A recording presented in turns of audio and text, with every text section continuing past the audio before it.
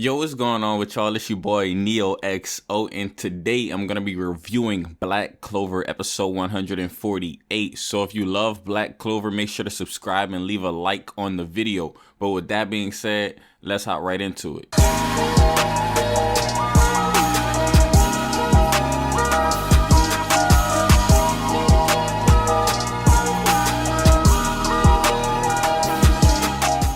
This episode starts off with a flashback to Dazu and Bo. Now, during this flashback, we learn that Dazu and Bo are a lot closer than meets the surface, or they kind of wanted to solidify a little bit the relationship between Dazu and Bo. They actually had a really close relationship. You can actually tell that Dazu loved Bo more than she loved her actual husband. So they just wanted to put a flashback to that just so we can know that and kind of get a better understanding for Dazu's mind.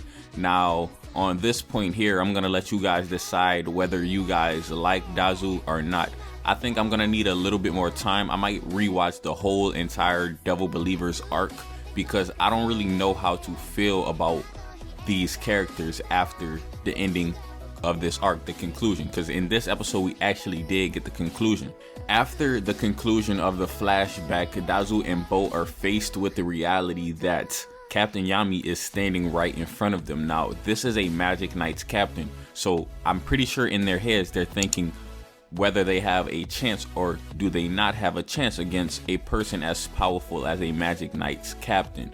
But of course they decide to keep pushing because it seems as though they're not going to let their dreams die at any cost.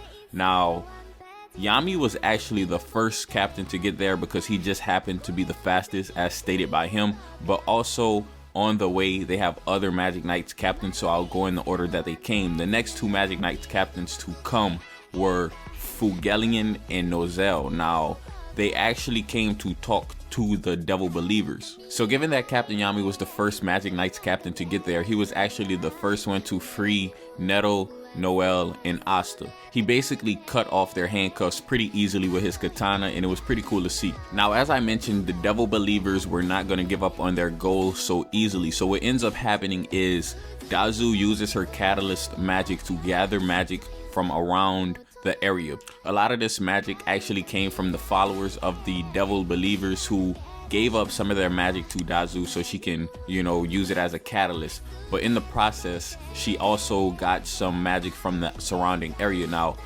if you're paying close attention, this is close to the strong magic region. So you never know what goes on in the strong magic region because the magic in this region or the mana in this region is so unpredictable. So what ends up happening, since she's using this catalyst magic, it actually summons a magic beast from the strong magic region.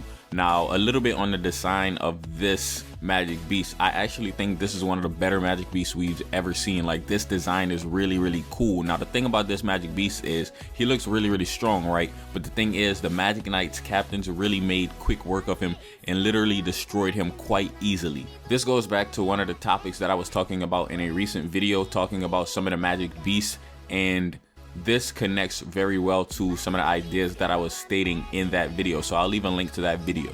Now, I did say that Magic Knights captains were arriving one after the other. Now, the last one to actually arrive onto the scene is William Vengeance. Now, I want you guys to realize something. William Vengeance is always the one arriving late. He's always arriving after the battle takes place. For instance, Fugelian, Yami, and also Nozel, they defeated this magic beast, but where was William Vengeance? He didn't come to the end. Now, I know this is kind of a joke, but they even joke about it in universe a lot. So basically, William Vengeance said he's gonna do anything for the kingdom and he's gonna atone. So they kind of mentioned it a little bit, so I just thought it was cool to point out. It's always funny because I feel like he's always arriving late and kind of showing up out of nowhere. So William Vengeance shows up and he gives the Devil Believers followers a speech about discrimination and how everything will be okay. He basically gives them the talk and basically asks them to politely go home. Now, Yami has some things to add, as well as Fugelian and Nozel. Everyone pretty much has some things to add to this, but they end up actually going home. So the speech actually worked. The Devil Believers went home. But the thing about it is, what happens to the leaders of the devil believers? Now, those guys are actually left to be judged by damnatio. So the judgment placed upon the leaders of the devil believers is that they are exiled from the Clover kingdom. They end up giving Asta his grimoire back, and then they're headed to the strong magic region into the Spade Kingdom. Now, whether or not these guys make it into the Spade Kingdom is a whole nother topic, but I'll briefly talk about it here on my personal beliefs and opinions.